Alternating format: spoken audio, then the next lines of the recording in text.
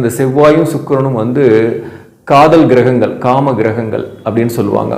பெண்களுக்கு வந்து செவ்வாய் தான் வந்து கலஸ்திரக்காரகன், ஆண்களுக்கு வந்து சுக்கிரன் கலஸ்திரக்காரகன். நம்ம பெண்களுக்கு வந்து நம்ம திருமணம் பார்க்கும்போது திருமண வரன்கள் பொருத்தம் அவங்களுடைய வாழ்க்கை எப்படி இருக்குன்னு பார்க்கும்போது செவ்வாயை பார்க்கணும்.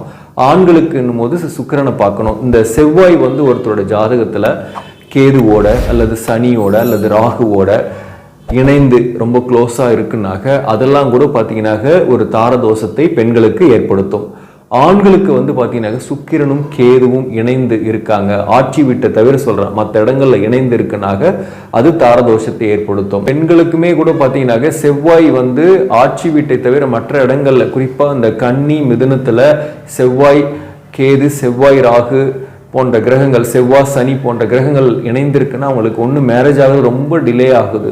ஆன பின்னாடியும் குடும்ப வாழ்க்கையில சச்சரவுகள், கருத்து வேறுபாடுகள் இருக்கு.